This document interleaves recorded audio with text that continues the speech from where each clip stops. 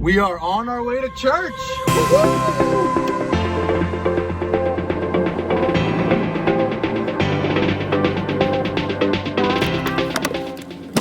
So the purpose of this video is to show you guys what it's gonna be like when you come here with your kids to check them in for our Sunday morning services. So what we wanted to do is not only show you a little bit of where the locations are gonna be, but also some of the changes that we're making to check-in.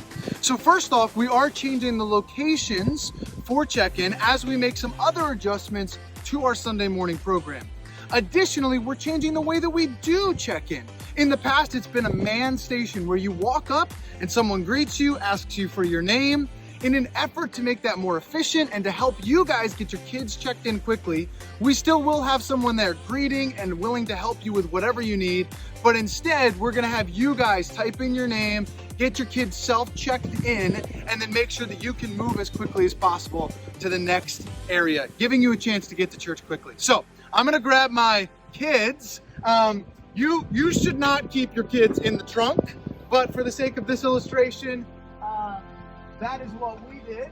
So we have our kids right here. Aren't they wonderful? And so we're gonna head over to the activity center.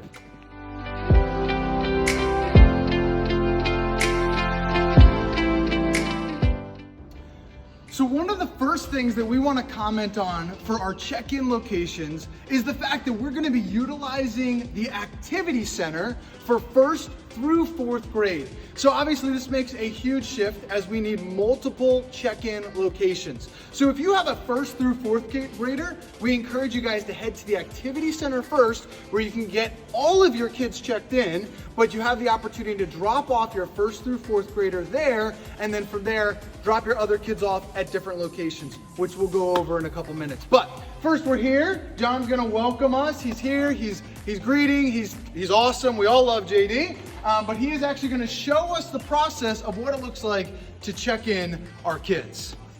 You want to come over and check out the screen? So when you get here, you're gonna kind of come over, click on the text box.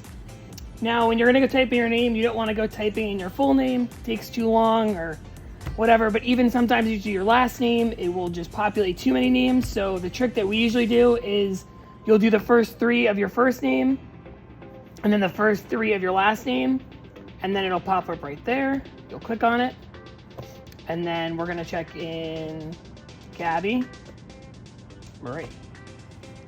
So we'll check them both in. You'll go, John is checking them in, but if John was not checking them in and Olivia was checking them in, you just want to click this box and change it. But today John's checking them in, so we'll click that. You'll do check in 2 people. It'll load. That'll come out the printer. You'll have your one name tag, your other name tag, and then the security tag for the parent to keep for checkout. There you go. So then at this point, whoever's working the man station will help give you all three or how many ever tags you have, depending on your kids. And at that point, we do encourage you, take a second,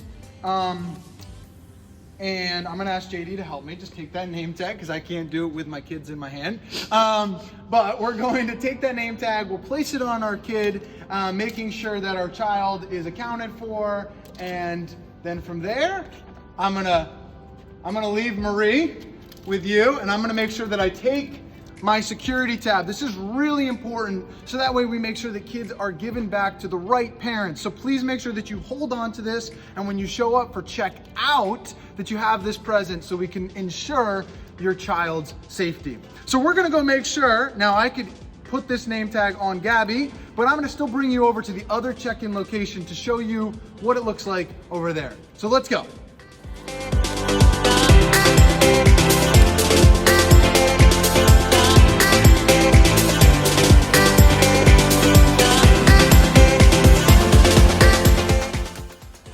So this is our other location that we're going to be having check-in stations located. This will primarily be for anyone that is not in nursery or 1st through 4th grade. Now obviously, if I start in the activity center, I have a chance to check in all of my kids, and we know that based on Gabby, I could very easily put her tag on, and then take her to her classroom, making it easy and efficient for you guys to check in your kids at one location. But if you don't have a 1st through 4th grader, for example, let's say I had a 5th grader and a 2-year-old, I could just come down to this check-in location and check both of my kids in here and then bring them to the necessary classrooms. Now, one important note about that is we will not be changing anything about the current nursery check-in system. So everything there will remain the same. Please note that it is best for you to check in all your kids at one location. And the reason why is this security tab. If you decide to check in 2 locations, you will get 2 different security tabs. So I'm gonna check in real quickly. I'm gonna check Gabby in and make sure that we get her to the appropriate classroom. Good morning, Good morning. John. Hi, Gabby. How are you? So I put in Gabby, I click the Ciata household. I'm gonna click Gabby, I'm gonna scroll down, press check in one person. John Ciata is the one who's checking in. I'm gonna press check in. It says you're awesome. Very grateful for that nice compliment. I will get the tag right here, and the great news as I have it, once again, we just went over this, you'll get another security tab if you check in 2 locations, but if you do decide to check in 1 location, you will only need 1 security tab. And then from there, I can bring Gabby to the right classroom. So, some of the highlights of what we've just talked about is, first off, we're gonna have 1st through 4th grade located in the activity center. Secondly, we're changing our check-in locations. There will be 1 in the activity center, 1 right here, and 1 in the nursery. And then thirdly, you can check in all of your kids, depending on or just whatever their ages may be, at any of our locations, and then figure out the system of how you want to drop them off accordingly. Guys, thank you so much for watching our video. Hope this has been really helpful for you. We're so excited about just ministering and partnering with you in the discipleship of your kids. Have an awesome day.